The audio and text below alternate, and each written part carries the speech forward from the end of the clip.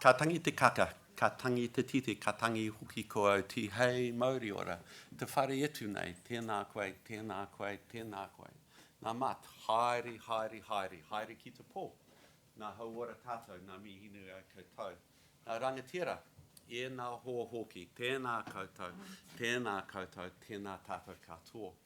Ko Peter O'Connor toko ingoa, ko Ngāti Pākehā te iwi, no Tamaki Makaurau a hau. Nau mai haere mai ki tēnei kaupapa o te wā. It's my pleasure on behalf of the Centre for Arts and Social Transformation to welcome you here to this rather gorgeous venue. It's a real pleasure to be here this evening with you. The format for the evening is that I will talk for about 15 minutes, which means I'll tell you just about everything I know. And then we'll pass on to our panel for them to address a number of important questions that we think need to be addressed in terms of the arts and creativity in New Zealand schools. And then we'll open it up for dialogue and questions across you as participants in this evening's dialogue. I wanted to start by acknowledging our wonderful family of supporters who bring this series to us, especially to the New Zealand Principals Federation and NZEI, who are co-funders of this evening's lecture, and my appreciation to Liam and Perry for their support in bringing this lecture to you, and to acknowledge that tonight's lecture is part of the United Nations World Creativity and Innovation Week, and to acknowledge my colleague and friend Amy Malcolm from the University of Auckland, who is the Oceania representative for the United Nations on that group. In New Zealand, we understand to move into the future, we look backwards and we walk backwards into the future. And we can look back on a history of arts education in this country that we should be enormously proud of. We can look back only 20 years ago, and I can acknowledge my colleagues and friends from when the arts curriculum was mandated. So I know here tonight we have Kathy Gibbs, who was the arts curriculum person in the ministry. Imagine having an arts curriculum person in the ministry. It's happened. There was a national facilitator for music, Merrin Dunmill, Anne Brodie, who was the National Visual Arts facilitator, and Carol Bean, who was at the time the National Online Coordinator for the Arts. And I had the pleasure of overseeing the introduction of the drama curriculum. But you know, if we go back even further, we go back to the time of Beebe and Fraser and Gordon Tovey, and the thought that at one point in this country we had over 140 arts advisors working as part of the Department of Education. People like Sandy Adshead, Cliff Whiting, Ralph Hawthorne, Colin McCann, working in and out of schools, contracted for years to deliver the arts, not just into schools, but onto marae and into community. Part of the heritage we gave away, part of what we've lost, part of what I mourn almost on a daily basis. So we are replanting creativity, not planting it, we're replanting it. We've had it before. A twice-born seed. A twice-born seed, a poem written by Gordon talking about the importance of planting the arts for children so that it might become part of who they are as adults, as citizens. Clarence Beebe, the last great visionary Director General of Education, really, when we think about it, wrote this, or said this at Gordon Tovey's funeral in 1974. Anyone who has known the joy of creating a thing of beauty, however humble, is never quite the same again And I look across this room of people in the arts and an arts education. You know this is true when you do it with your children. Nothing's the same. Classrooms changed, learning's changed. It feels even as if the world might change, because the world looks different because of what has been created. Pavlova, when asked what she meant by her interpretation of Swan Lake, replied, "If I had been able to say it in words, do you think I should have gone to all the trouble of dancing it?" So beautifully true, and I know we've got some extraordinary dance educators in with us today. You know, the B.B. Fraser times, when the arts were central to much of what happened in New Zealand schooling, was at a time of rising extremism, Stalinism, Nazism, of dehumanising ideologies, of a crisis of a financial order that it's hard to imagine unless you're living in 2021. And the response of government at that time was to say a public education system wasn't about individual achievement, it was about a public good. And the public good was best served if you created critical, creative citizens with a role to play in the world, not preparing them for the future, but giving them the tools to imagine it better and different. An extraordinary vision. So as we think of the future and we look back, we can look back on a history of arts education in this country that was truly extraordinary.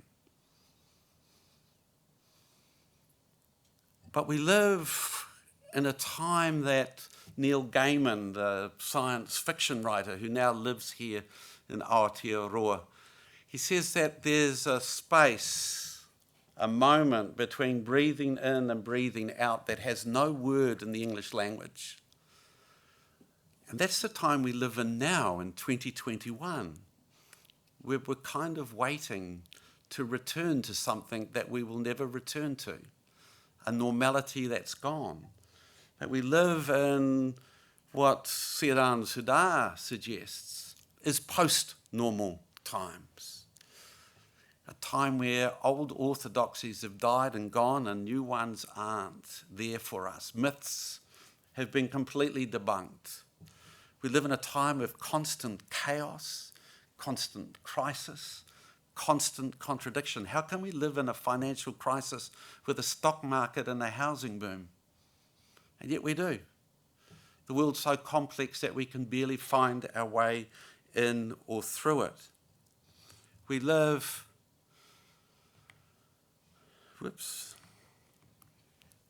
in post-normal times, and yet our schools still stuck as they were in normal times, built on an industrial model. And so little has changed, and we know that's true.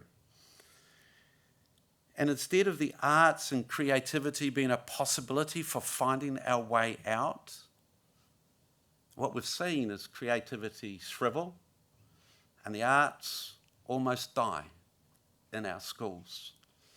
And there are very few people I speak to who argue that that's not the truth.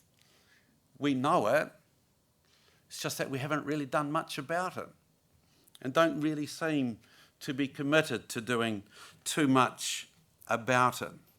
And what we know is that the death of the arts, or the near death of the arts in schools in New Zealand, is because in initial teacher education, it barely exists.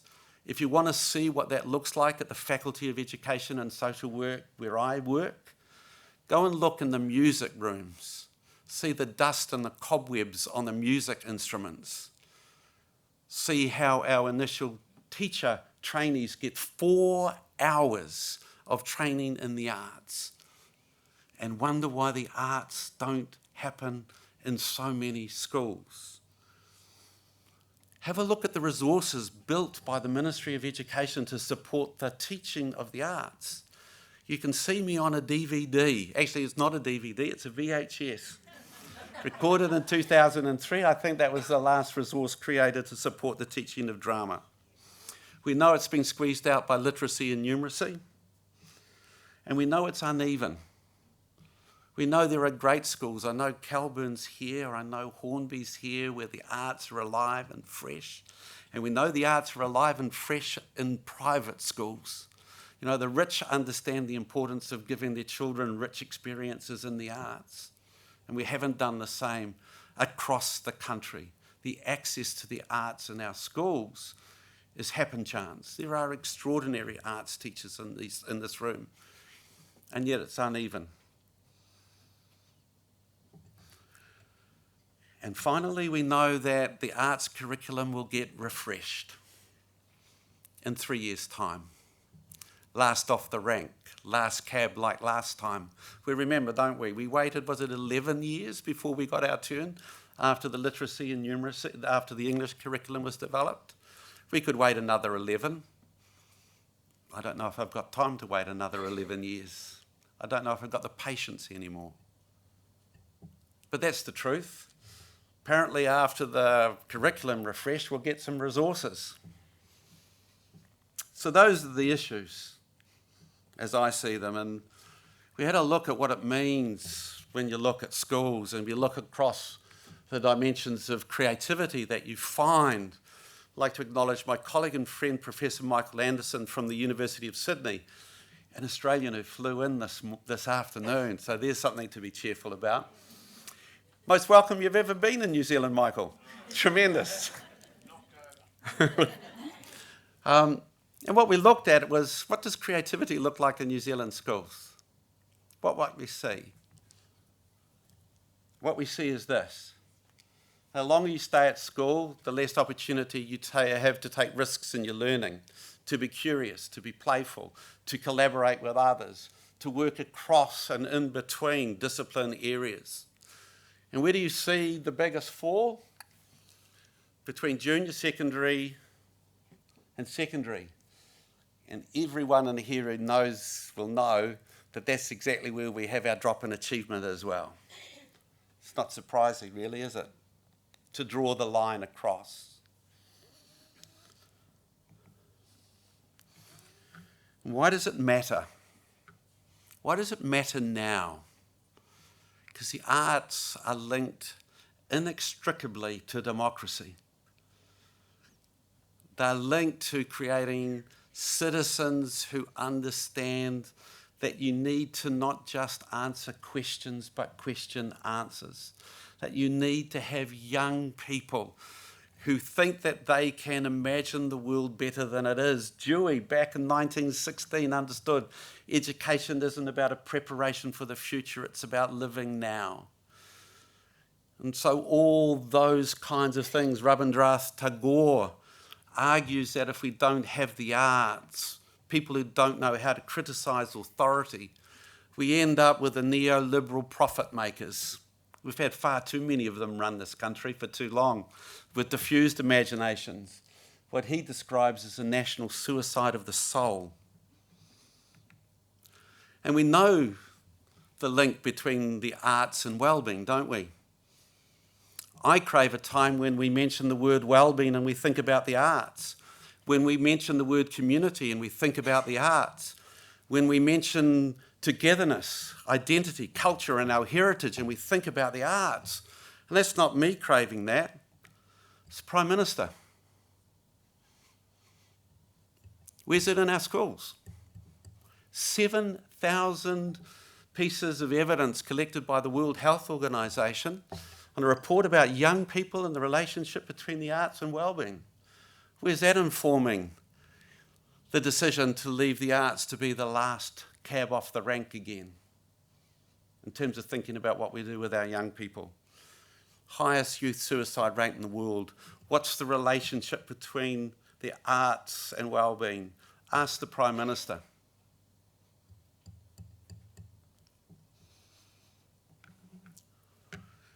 And we know that teachers are hungry for this. And we know this because last year we created Te Rito Toi. And Te Rito Toi had over 250,000 page views in the first month. Over 45,000 teachers engaged in webinars through the arts. It was the first significant resource to teach the arts in a generation. The first resources for Ngā Toi in a generation. Can you imagine that? We are the only country in the world with an Indigenous arts curriculum, and we haven't produced resources to support it in a generation. It's a disgrace. Interest in toy now in 116 countries around the world, so we understand the relationship between the arts, well-being and democracy. It's a tough ask, Pauline, to be here today, and I thank you so much for being here, because a person with your responsibility in the ministry for the curriculum to face these kinds of charges against what's been happening for a long time, and I know that you're committed to making some change and some difference. The business of curriculum, there's a formal curriculum, isn't there? We know what that is, and people talk about negotiated curriculum and the hidden curriculum. But there's another one, and it's even more dangerous perhaps, and it's the null curriculum. The things that aren't taught, that aren't there, that we don't see, that we don't know. Like te reo. You know, both leaders of the political parties last year saying 160 years since the signing of the treaty, we're still not ready for te reo to be in our schools. New Zealand history, only just. It wasn't by accident that we didn't teach New Zealand history. It was by design. We chose not to. And we're choosing not to have the arts. Now, Ken Robinson said, you know, we couldn't design an education system better than the one we have now to kill creativity. But we did design this. We chose this. This is what we made. It's not by accident. It's deliberate government policies for years to strip the arts from schools. And the risk? Suicide of the soul, soulless schools. I'm a drama teacher, and I have to be really honest with you. It's really sad for me there's no drama, but the loss of music, how on God's earth did we do that? How do we lose music from our schools? And how do we think that's okay? So that's the challenge tonight. That's what we're going to talk about. Cheerful little subject as we roll along. My God almighty, did that depress the hell out of you? What we're here to do is to talk about how we might resolve and sort out some of that between us. And you know what? We're so goddamn lucky because we've got the team. We have, in no particular order, and I'll ask them to come and take a seat. Yes, thank you very much. Huia O'Sullivan. Yeah, homai te paki, because I'm feeling nervous. Executive Director of Ngā Rangatahi Toa. Perry Rush, you'll have seen him on television at least 3 times this week. The President of the New Zealand Principals Federation. Pauline Cleaver, the Associate Deputy Secretary, Curriculum Pathways and Progress at the Ministry of Education. Thank you, Pauline. Liam Rutherford, the President of NZEI Te Ruaroa. And Dagmar Dyke, New Zealand artist of Tongan and German descent, senior leader and art teacher at Sylvia Park School.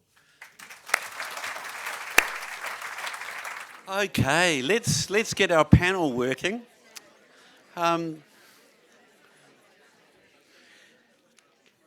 We'll make sure at we have the opportunity to have a glass of wine and some nibbles afterwards, so lots of opportunity to catch up informally with old friends and make new friends as part of tonight as well. We do that well in the arts, don't we? We bring people together to create relationships, usually over wine at the end of some show.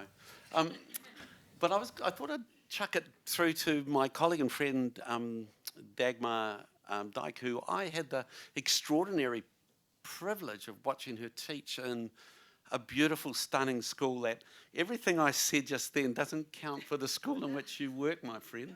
You work in the most glorious, gorgeous school in Auckland.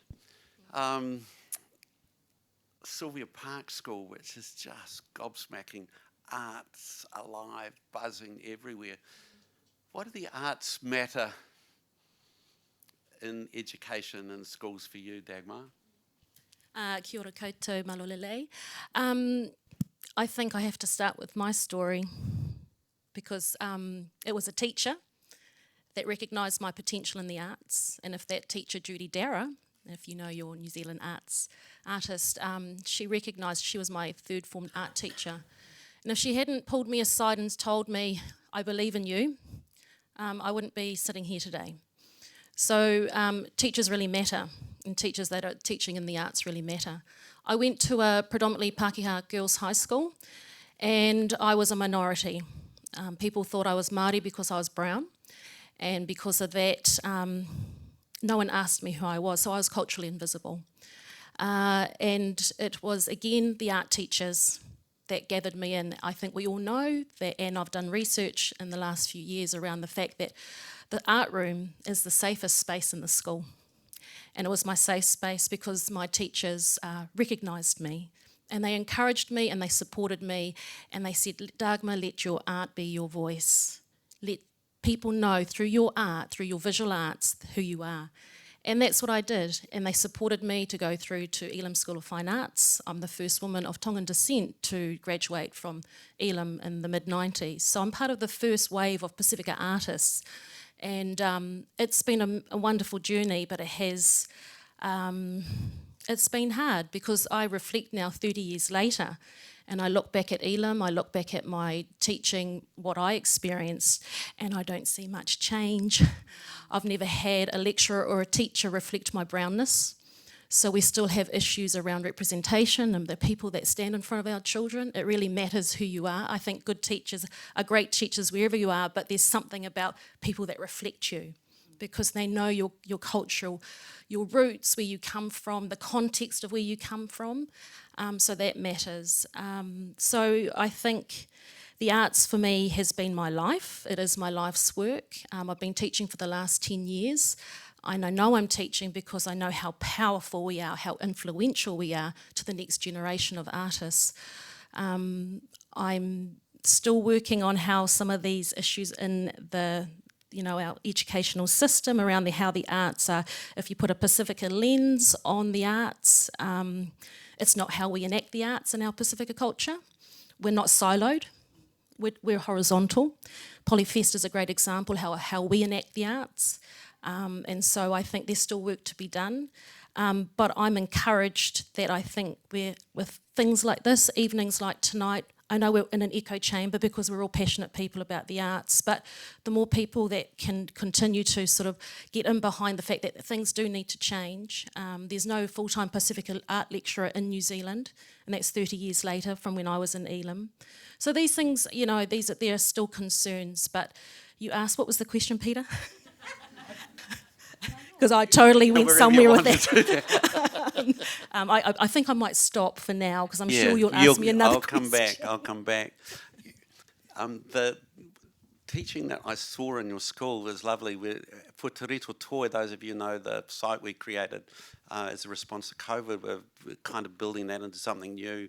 We filmed Dagmar working, and that work will be the first visual arts resource Pacifica. Do you want to say what it is? Since 2005.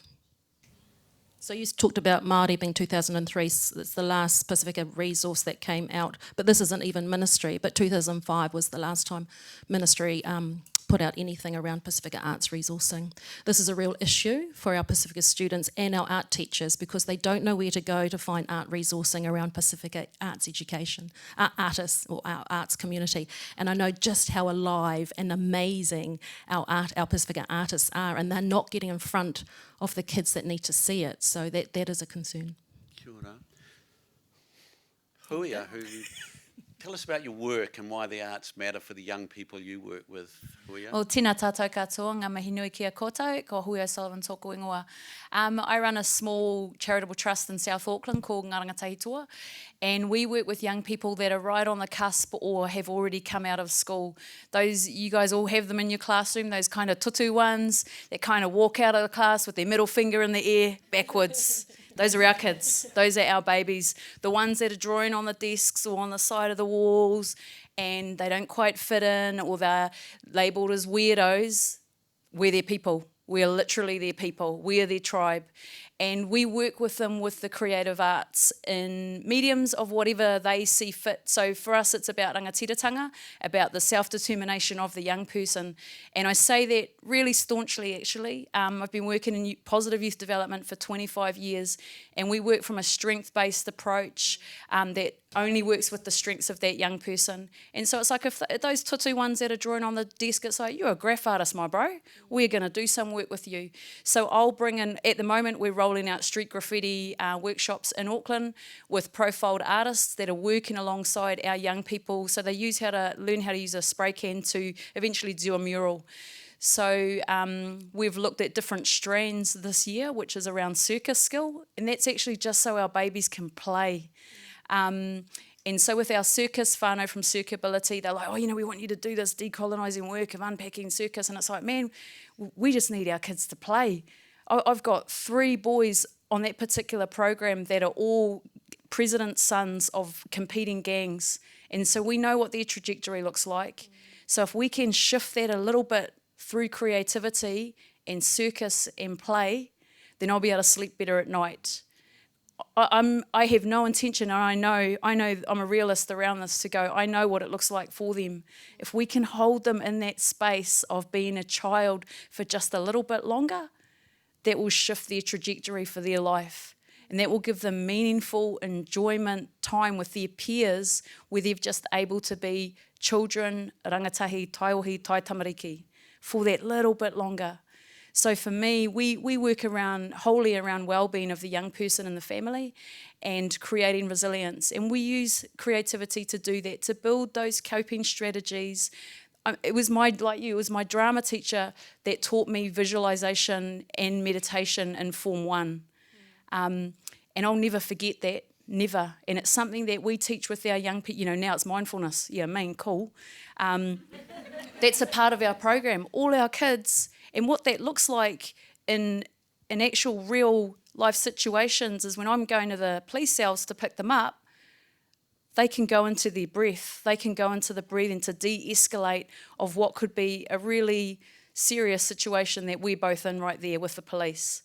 So it's a form of de-escalation. If we're looking at how we break that down into KPIs or outcomes, that's the realness of what creativity gives. It's just making sure that we're using the correct measurement tools to be actually look at how we're evaluating and measuring that a lot of the time it gets tossed out of creativity's real fuzzy or grey. It's like, nah, for us it's very real. We're literally trying to save our children's lives through creativity. And that's not just in South Auckland, but the pandemic hasn't helped. So those hard to reach young people have become even harder. So I'm watching the gram when I'm getting down here because we've got all our socials going out. 3 of my boys are in that street graffiti that have not been at school for the last 6 months. And their HODs are reaching out to me going, Kari, if we know they're with you, we know they've still got a lifeline. And that's where we're at. So we're working really closely with the schools to look at a way of how we re-engage. We're just not there yet with some of our babies. And COVID has kind of exacerbated that. And there's been the times where we have been the eyes in the family in the home until such time that the school's able to, give them permission to be able to move back in there. So that's kind of what we do. There's 2.5 of us that do what we do, and then we just contract in. We contract in a lot of our creatives, so where we can, we'll throw the work at our creative artists so that it's happened by osmosis. The van driver happens to be a clown. So it's just it's this organic process in South Auckland, and it just rolls, and the kids are cool, and the parents, all the whānau, they're open to it, and they're not intimidated by it. They're like, we trust her, we trust the organisation. Let's just see what they do. So we just kind of put it out there. Instruments all around when we go into Noho Wānanga, which is our weekend camps. So just our kids can play and explore by themselves without any kind of, you need to be doing music now, or we're going to do this, which it's like, no, let's just leave it out there and see what they go with. And we'll just go from there, and then we make from that place, and we make from the space of vulnerability. But the key thing for us is around creating safe space for our babies to be able to go deep, be vulnerable alongside their creative artists, take them through a journey, and then bring them out together again, all of us. So we move, or we scaffold all our work to end-of-year theatre performances, but it's the process of creativity that our babies go through. That's if they write a song at the end and project, that's also cool. That's a cherry on top. For us, what's important is the process, that they're finding new pathways to be able to channel, develop coping strategies, and process what's going on for them. Kia ora. Well done. Oh, you got one? Perry. Perry's principal of a school and a president of a Principals Federation. Why do the arts matter? I've personally been with my partner since I was 16. I'm sorry to say, it's been a long time. She's a beautiful person. I love her to pieces. And I read a book a couple of months ago, and I fell in love with one of the characters in the book, as you do. It was a wonderful book, and it took me somewhere for the few days that I was reading it. And at the end, having finished the book, I was really strangely discombobulated for a whole day, wandering around the house, kind of really feeling the strong sense of loss that the book had ended, and my kind of temporary relationship with this wonderful person was over. And I remember thinking at the time, isn't it amazing what the arts can do? That for this period of time, I was living in Ireland, involved in this life of this detective, and it was wonderful. And for a whole day, I wasn't myself. I mean, literally, my family would try and engage with me, and I was somewhere else.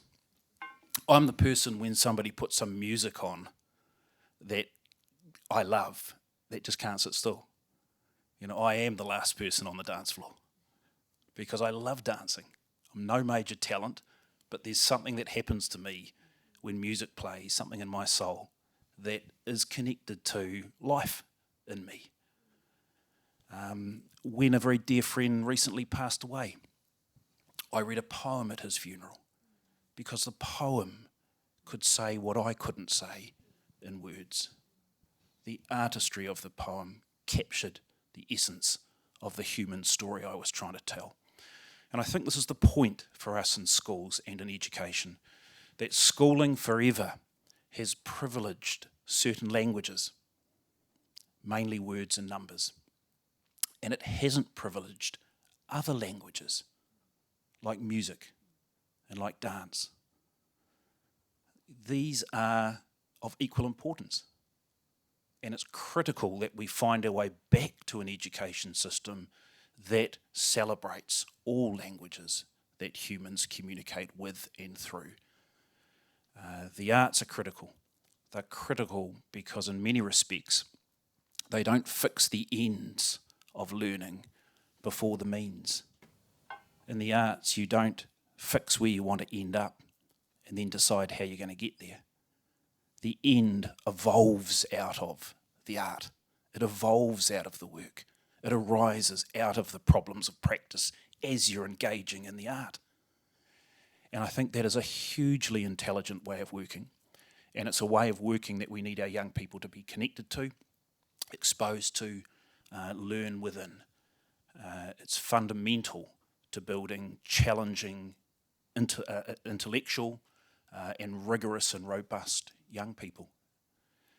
And that's a really important goal for our education system. So look, I'm passionate about joining the circle.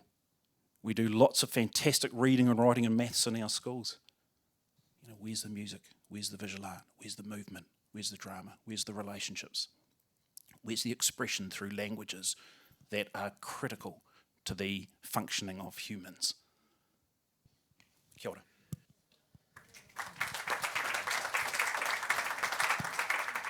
Kia ora, Perry. Paulo Freire said, the aim of, or the purpose of education was to make humans more fully human. And often when I listen to Perry talk about the power of the arts, I'm reminded of that making us more fully who we are. Peter Fraser said it slightly differently, but meant the same thing. Pauline, how would we see that understanding that the arts are vital to who we are as human beings within the Ministry of Education? Well, the Ministry of Education, of course, isn't a person, it's an entity. How you would see it in me is quite different than how you would see it in the building that's standing over the road. I was reflecting on what my colleagues were saying on the panel, and I came to the appreciation and the value of arts through failure. I always wanted to be creative. I always wanted to be artistic. I wanted to be a singer, and I loved drama. But repeatedly, as I attempted each of those things throughout my schooling, I just wasn't quite good enough. And I got told that. And what I realised when I finally got to Teachers College was that when I was drawing within the context of a really rich activity, I was a good artist. When I was singing in a choir, I was a great singer. I was never any good at drama. There's no way you can put me there and it doesn't come out well anyway, which way you put it. And so a couple of things came that I reflect on was that I grew as a person because I learnt some perseverance. I learnt not to take no for an answer. I had to really critically think about how I would respond to people who said I couldn't be passionate about something I wasn't that good at.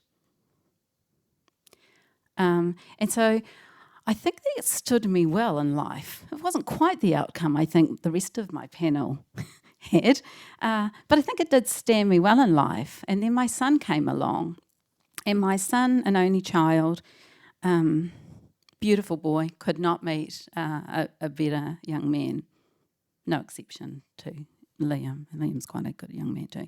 But he's an awesome young man, an early childhood teacher now, full of creativity. Never picked up an instrument he couldn't play from the moment he was born. Draws and paints at will. Can recite poetry, act, give speeches with just a natural instinct for drawing people in. And I don't know where that came from, but it was his saving grace in school because he wasn't into the maths. In fact, the maths teachers were continually trying to kick him out of the room. And I really came to appreciate and see a difference in art and creativity through watching him get through his schooling and having a really different experience than I did. And now I watch my three grandchildren that are at school age, and the one who is at early childhood centre, and they all come at their learning in a really creative way. Two of them are in Steiner education, and of course that promotes and is built off the philosophy of creativity. And it's just fascinating to watch the freedom and the sense of freedom, creativity, and the intelligence they're able to portray such a young age because of that. So, your question is what about the Ministry of Education, and I just want you to remember the people in the Ministry of Education are people who come at this work. The people that come at this work based on the experience they had and the passions they have, and they're doing the best they can, just as we all are in the different settings we're in. So the best we can do is this. Is that what you're saying, Pauline? So it wasn't a question directed to you it was as a person responsible for the curriculum within the ministry. How would we understand the ministry's commitment to the arts and what its current program is?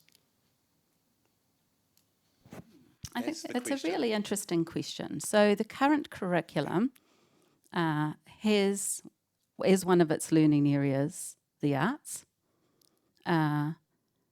The shaping of its values, its vision, and its key competencies encourage, I believe, creativity. and designed well at a local level because it's not prescriptive. So it puts the decision making in the hands of our principals, our leaders, our teachers, to be able to design the learning in the most creative way possible for the tamariki that are in front of them. Now, that might not be good enough or enough, but it is a part of the system, and you can't just say we didn't provide enough resources. On a daily basis, all of us in the system make a decision about how creative we're going to make learning every day. I'm not going to push it because I don't think it will get anywhere, but I will ask a question of Liam, who represents primary teachers in New Zealand, and what would you say would be the importance of the arts, and what would the Teachers Union hope that the Ministry of Education might start providing?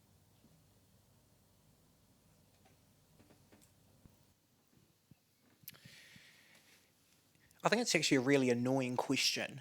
And this idea of why value the arts for me is in the same category of how do you define good health or why is well-being important? It's this existential question that I think at a real on-the-ground level, you know it when you see it. And so I'm a classroom teacher from an intermediate in Palmerston North.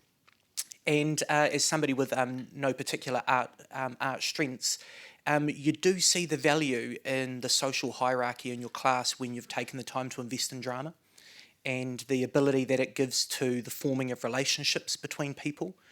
I think we see the engagement potential.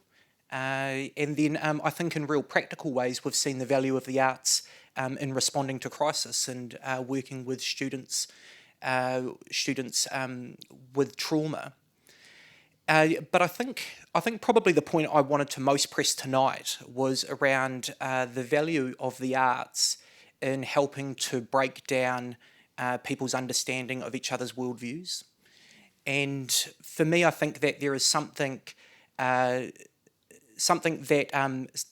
comes through a focus on the arts that you don't get through just oral language, particularly in the current school direction that we've got. And I'm seeing it play out with my 3-year-old Max, who's obsessed with coming home with paintings from kindergarten.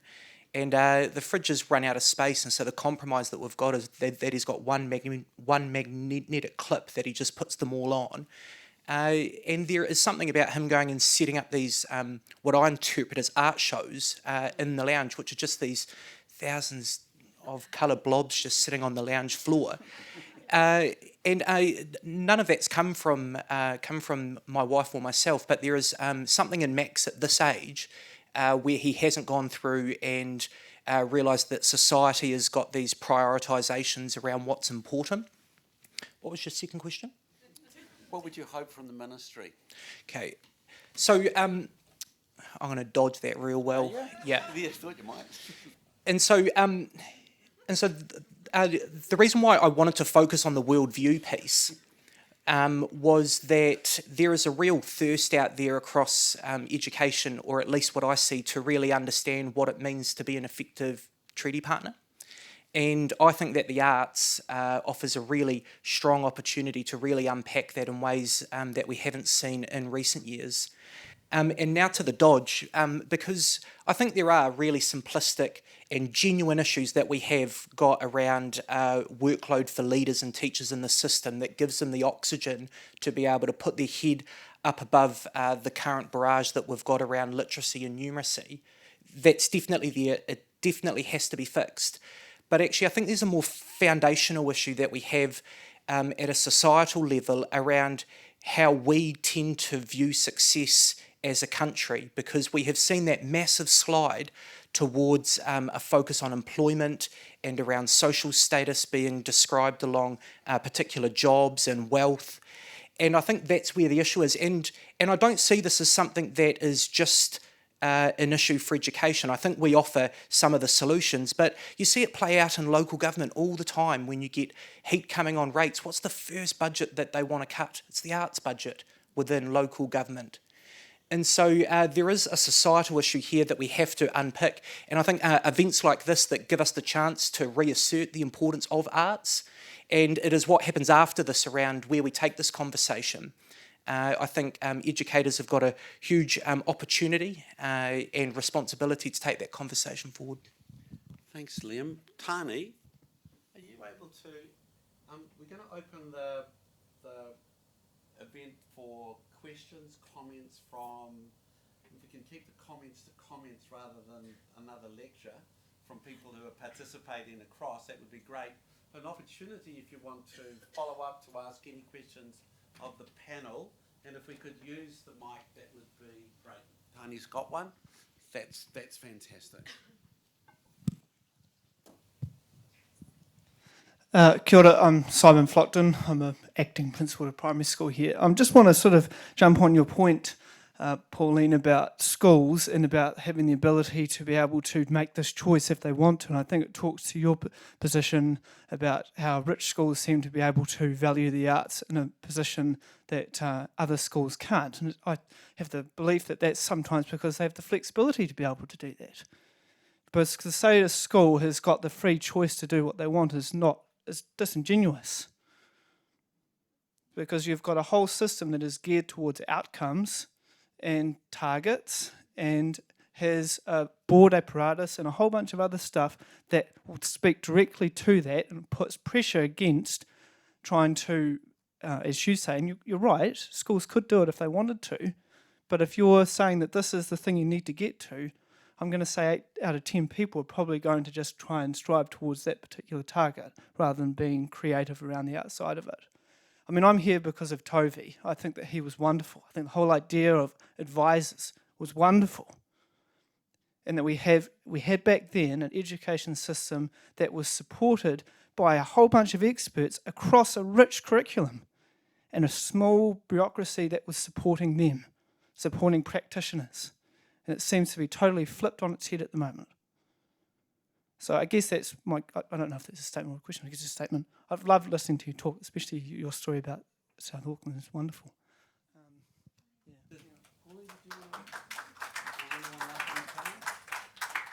I'm happy to talk to that, but I think the other panel members might want to comment as well. I don't think that's an easy choice for you to make. I work in the curriculum part of the ministry for a reason, because I actually believe in the same things I think you do. As a teacher, as a school leader, I very much was about how creativity, the arts were a big part of my teaching practices. And I know it's a hard decision to make every day. And I know there's a lot of noise, but if you peel it away, then I'm just saying what might be the possibilities. So we understand what goes on at Sylvia Park School. There are leaders that are making that choice. I'm not saying that to devalue the choices you're making or the pressure you feel upon you, but I'm not sure what more I could say other than I don't have the ability to provide you with art advisors at the moment. That's a government policy that would require a budget that hasn't been given to me. What I have got is a mandate and the ability to start building a curriculum centre within the ministry that starts to address the resources that teachers are looking for, that students are looking for, and building some advisory around that. That's what we are building from. I just thought I'd add to that, given that Sylvia Park School is probably a school that kicks a lot of this stuff around how we integrate the arts into our school learning curriculum. So we're whole school inquiry, so every term we answer a question, the whole school answers it, but the arts are laced right throughout. I've talked a lot to Barb Alalator, who's our principal, about the first thing she did to me when I arrived at Sylvia Park School about 9 years ago was she looked at me, she said, I know who you are, I know what you bring, and I'm going to push you into that space to teach the arts. She created that role for me because she valued me. So there's a value thing, I think, that for leaders can, values freely given. It's not something that the ministry has to come out and tell you, you have to value your artists, your stuff. It is something that's reciprocal, and when it's in your school and it's tangible, the results are incredible. So that flows on to our kids. That flows on to the children they get to stand in front of. Barbara, when I come to and ask her, I'm going to do a project with the kids, I said, I need XXX, and she goes, they're worth it. We give it for our kids. So there's something about leadership for me. I'm not a principal, but I'm under a principal that is an incredible visionary. And so I question the principals, the leadership. How does that actually work? Because they hold so much power in any school. But it's also the boards of trustees. So I'm on boards of trustees. I'm on 2. I've been on 2. And it just breaks my heart when I try to get the arts. This is in a secondary school. It's not Sylvia Park School. And there's just no bite. There's no courageous acts happening in secondary school at the one I'm at. But boards matter as well. So it's where are those people positioned to drive this conversation as well? Because Pauline, I also agree, the curriculum is permissive. And it's not the curriculum per se, but it's the people that are in those places that bring it to life. How do you bring the curriculum to life? It can be done, and it's not rocket science either, but it does take courage and a great team of people around you, but it's how do you weave all of that stuff together? And I think that's a conversation too. Tapasa is a document that is powerful, and when you layer that over the arts curriculum, there's magic that happens there as well. So tapasa is another great leverage to value our people in there. We're really lucky tonight to have someone who is part of government. Sorry, Angela, but it is lovely to have you here tonight, and the opportunity for you to ask some questions, to make some comments would be greatly appreciated. Yeah, no pressure. Kia ora tātou. I come here with 3 hats. I was a drama teacher in a secondary school for decades. A rural secondary school, so I absolutely tautoko what you're saying about the community needs to be convinced of the value, and we don't have that conversation about whether or not kids take PE. Just saying.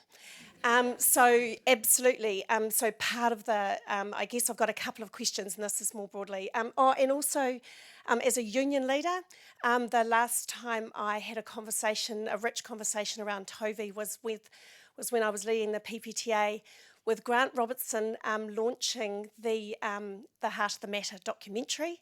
So that's my second hat as a teacher in having a system lens for the profession. But thirdly, as number 65 list MP in the current government for the Labour government. So that's weird, I'm still getting used to saying that one out loud.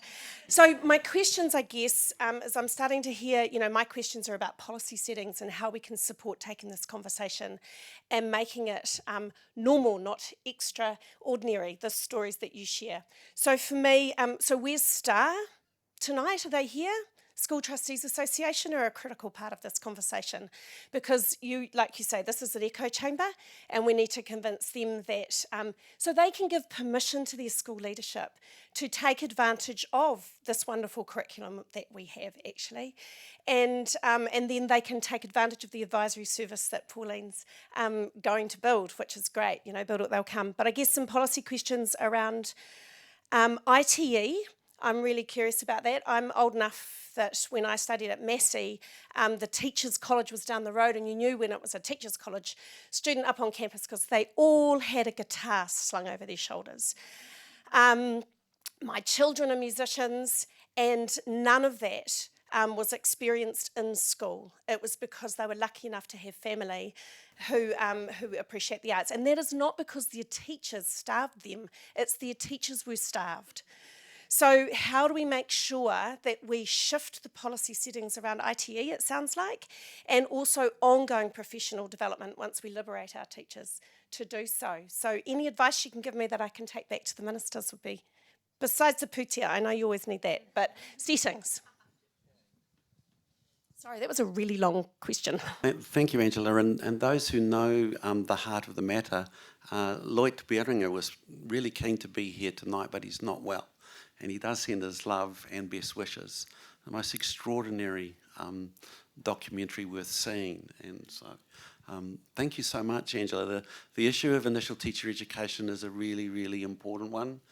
And my fear is that our youngest teachers our most recent graduates really don't have the tools to be creative teachers because they haven't had the training. Just to respond to that one, Peter, Angela, I remember in the early 2000s, late 90s, early 2000s, the wonderful Wellington College of Education, when it was subsumed into Victoria University. I remember the drama dungeon, beautiful drama studio. A couple of months after was converted into a set of lecture theatres.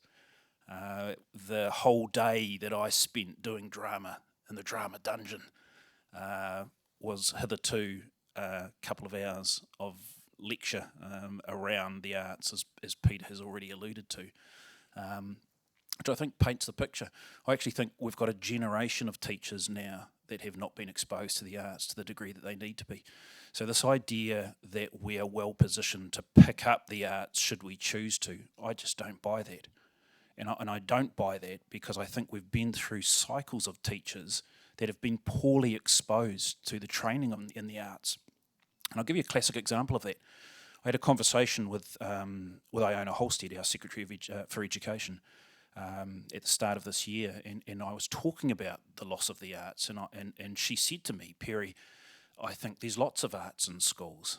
And my eyebrows went up, and I said, tell me more. And she said, well, you've got kapahaka, you've got theatre festivals, you've got school productions, and she ran through the sort of list of those obvious kind of community-based celebrations that we have in the arts.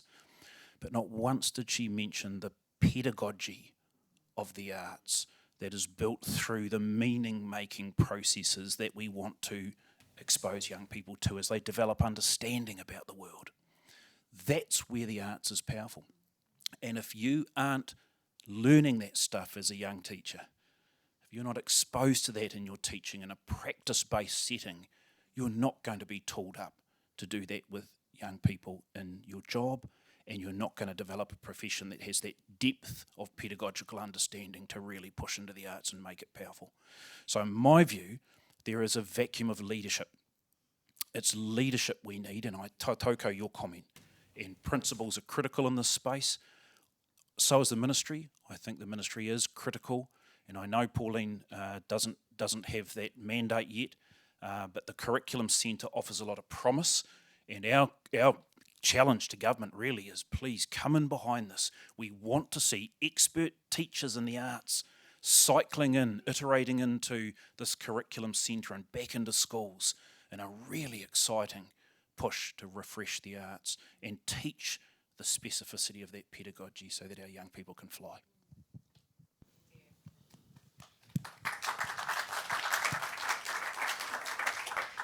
Kia ora mai te whare, ngā pui te rarawa, ngā iwi hine kura Smith tēnei mihi koa tuana ki ngā kai kōrero, kia koutou ko ngā kai whakarongo tēnā koutou. Creativity and arts, I'm just a teacher, by the way. just a teacher like many of us who have been doing this for a while.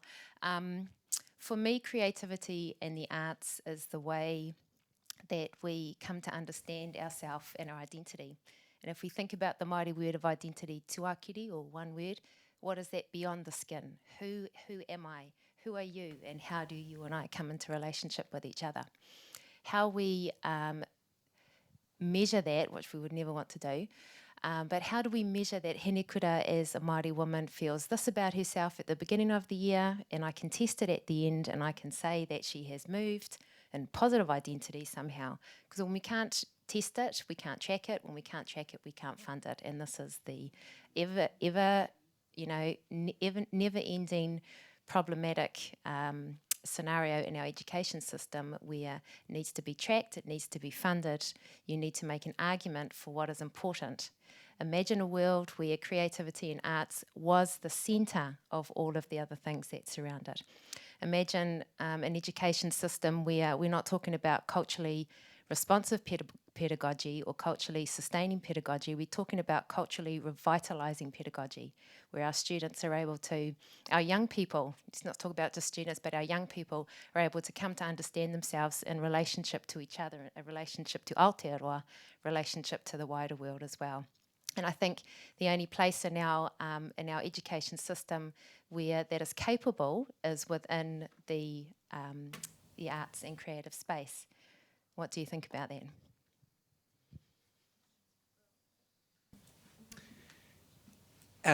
Taitoko, and I'm really keen to build off what you've said and draw together a couple of the other comments. I absolutely love Angela, and she's settling into her role as an MP really, really well. But one thing you do hear from politicians are flippant responses around, of course, you're always going to want more money. And I find that actually devalues the fact that in primary education right now, there is a genuine resourcing issue. And so if we're talking about how are you going to undo a long-term decline in the valuing of the arts, you're not going to turn it around overnight. Solutions around initial teacher education and building expertise across curriculum advisors, that is not going to turn around. It is that long-term vision that we need to be building around arts, and then we actually have to fund it. NZSTA, they've certainly got a role to play in this because there is space for schools to be investing in this direction. But actually, where is the infrastructure to enable it to happen?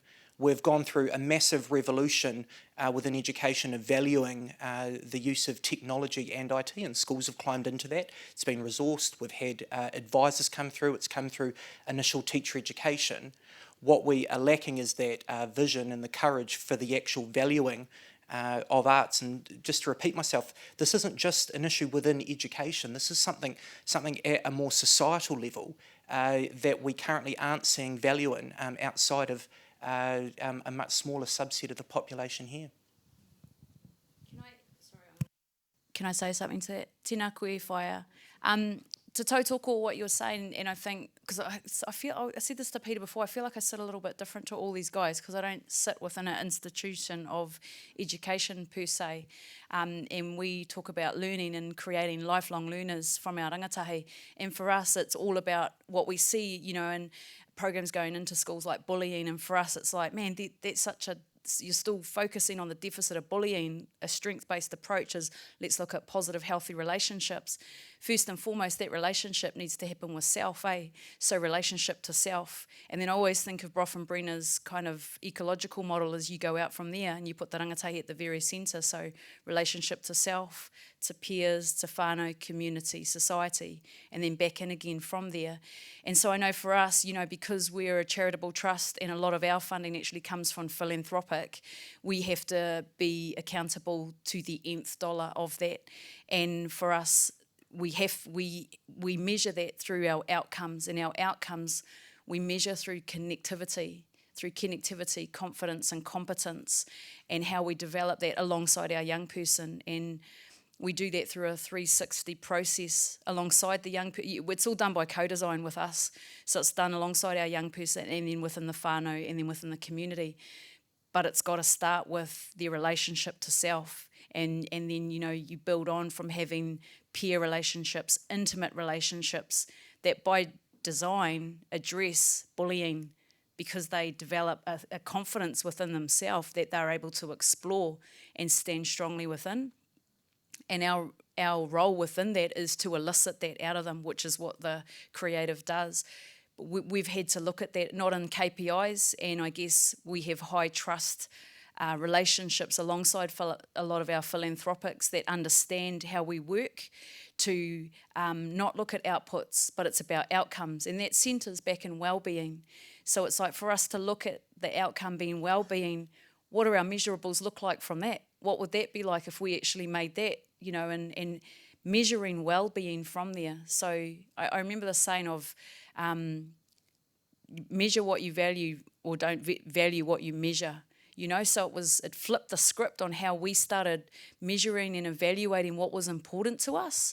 And it was actually about measuring our values and finding tangible ways to take us out of the grey of being a fluffy, a creative arts organisation, whatever that is, to us putting our paw in the sand to go, we're a creative youth development organisation. We want to ensure not just within what we're doing locally, but people are hearing our Indigenous approach to what works, not only for our Māori kids, but our Pasifika and our Tauiwi. And when we talk about, you know, that treaty partnership, everyone that works with us, you know, whether they're Irish, what they all understand innately, because people say, oh, you're kaupapa Māori. I would never come out and say we're kaupapa Māori organisation. That's what's happened, and I think that's what's had to happen, and who I attract. But also, our tauiwi people that come in and work with us, they understand their relationship to tangata whenua.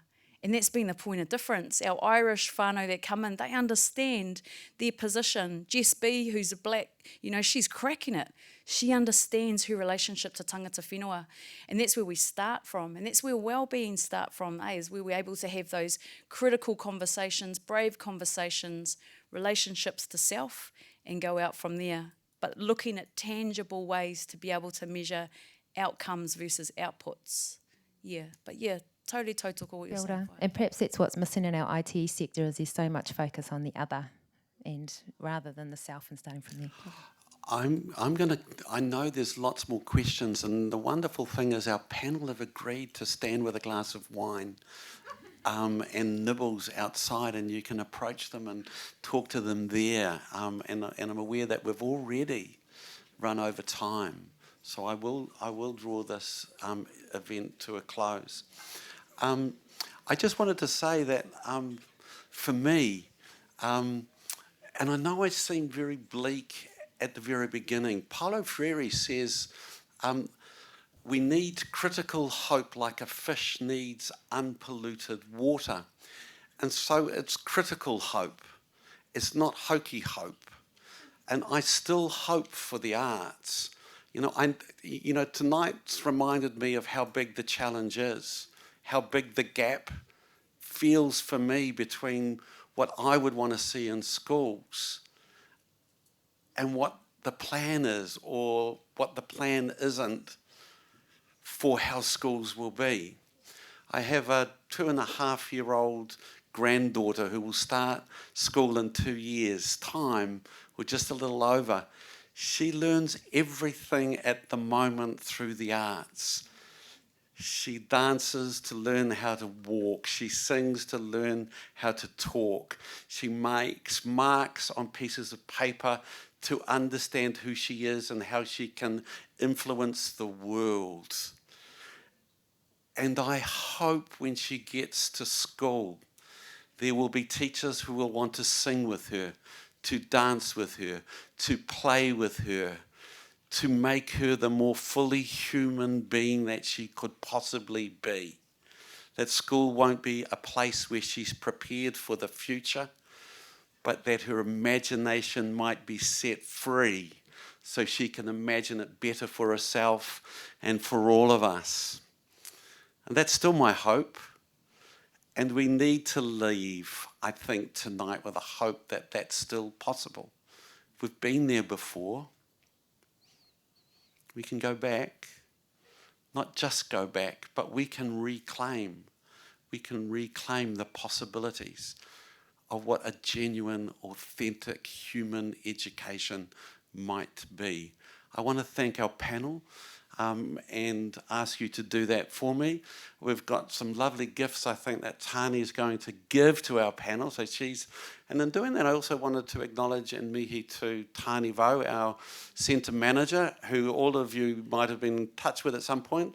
Ho mai te paki for Tani, who's helped bring us tonight. Now, you were probably thinking, I wished I'd got such a cool t-shirt like this. Well, the lucky thing for our panellists is that they too get to look as cool as me. You have been given a t-shirt, and Pauline, you can wear it into the ministry, which says, I am creative, and wear that with pride. Thank you very much for all of us.